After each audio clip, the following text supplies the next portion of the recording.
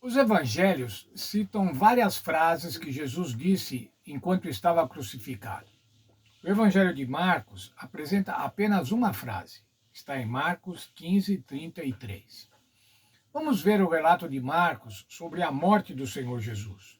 Como Marcos retratou a morte do Senhor Jesus. Vou ler o evangelho de Marcos no capítulo 15, versos 33 até o verso 41.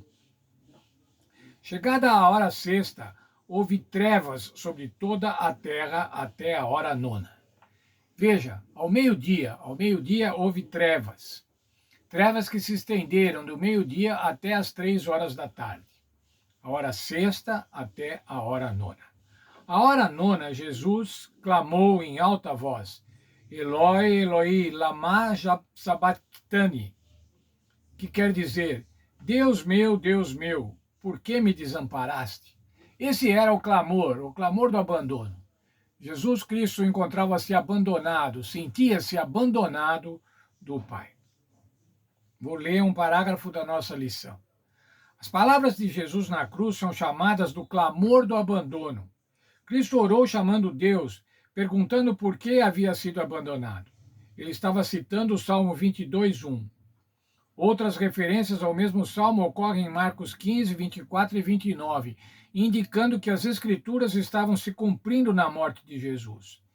Mesmo em meio às conspirações malignas dos homens, a vontade de Deus estava sendo cumprida. Quando Jesus exclamou essa última frase, esse clamor do abandono, alguns dos que estavam ouvindo diziam: Vede, ele chama por Elias. E um deles correu a beber uma esponja em vinagre e, pondo-a na ponta de um caniço, deu-lhe de beber, dizendo: Deixai, vejamos se Elias vem tirá-lo. Isso era mais um cumprimento de profecia, a profecia de Salmos 69, 21. O que dizia isso? Por alimento me deram fel, e na minha sede me deram para beber vinagre.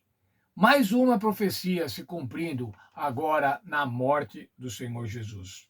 Mas Jesus, dando um grande brado, expirou, e o véu do santuário se rasgou em duas partes, de alto a baixo.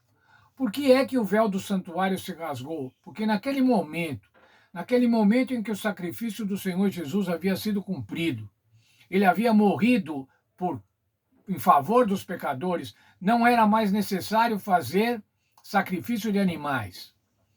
O ministério sacrificial de animais havia terminado. Agora era a nova fase da salvação.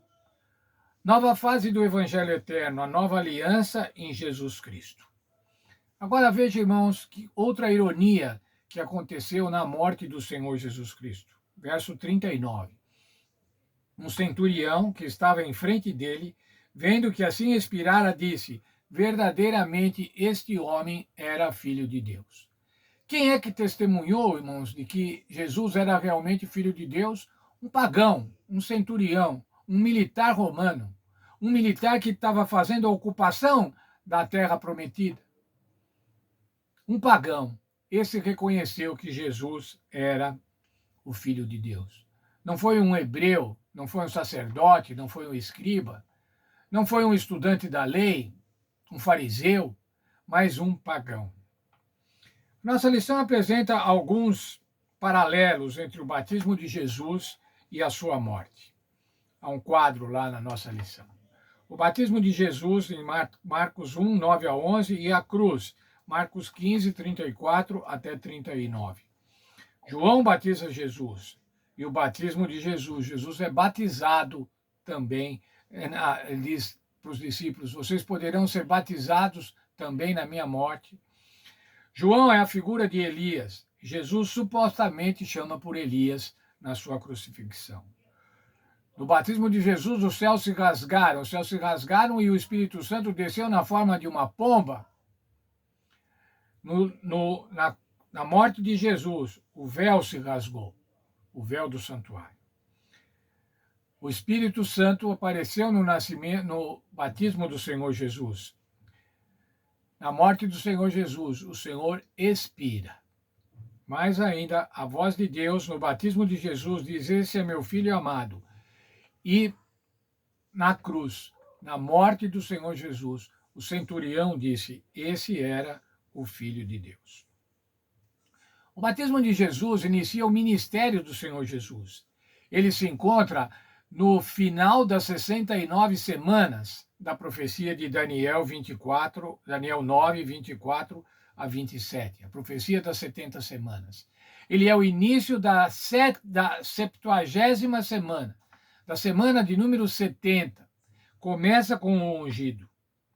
Isso se deu no ano 27 depois de Cristo, no outono de 27 depois de Cristo.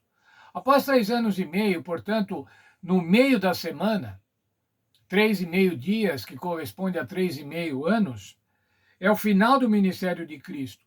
Lá, então, cessou o sacrifício. Isso se deu no ano 31, na primavera do ano 31. Quero ler ainda aqui. Esses paralelos indicam que, assim como o batismo de Jesus representava o início do seu ministério, profetizado em Daniel 9, 24 a 27, o que ocorreu na cruz foi a culminação ou o objetivo do seu ministério, quando ele morreu como resgate por muitos. A morte de Jesus também cumpriu parte da profecia de Daniel 9, 24 a 27.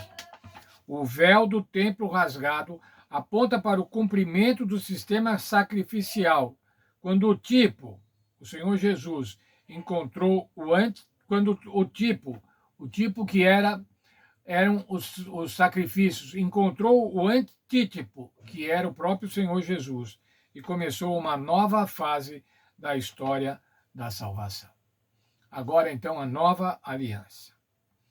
Nós hoje estudamos sobre a morte de Jesus, irmãos, a morte de Jesus, um trágico evento, mas um trágico exemplo que nos trouxe a salvação. E eu não quero concluir esse estudo de hoje somente falando sobre a morte do Senhor Jesus, vendo na Bíblia sobre a morte do Senhor Jesus. Mas eu quero concluir com a bem-aventurada esperança da sua volta em majestade, na sua volta em poder, para resgatar os seus filhos. Hebreus 9, 28. Lá encontramos o seguinte: assim também Cristo, tendo se oferecido uma vez para sempre, para tirar os pecados de muitos, aparecerá segunda vez sem pecado aos que o aguardam para a salvação. Não para tirar pecados, mas para trazer a salvação. Veja, irmãos, o verso de Hebreus, o que diz lá: tendo se oferecido uma única vez. O sacrifício do Senhor Jesus era um sacrifício único, não precisava de outros. Todos aqueles sacrifícios da velha aliança apontavam para esse sacrifício único, o sacrifício do Senhor Jesus Cristo. Mas ele serviu para quê? Para tirar o pecado de muitos, para tirar o pecado de todos aqueles que nele crerem, em todos aqueles que depositarem a sua fé no Senhor Jesus, confessarem os pecados e depositarem a sua fé no Senhor Jesus. Esse Jesus aparecerá a segunda vez. Nós somos adventistas, estamos aguardando a volta do Senhor Jesus, estamos aguardando o advento. E para que é que ele vem? Para buscar-nos para a salvação, para buscar aqueles que o aguardam para a salvação. Eu quero aguardar o Senhor Jesus para a salvação e quero que cada um de vocês também aguarde o Senhor Jesus para a salvação.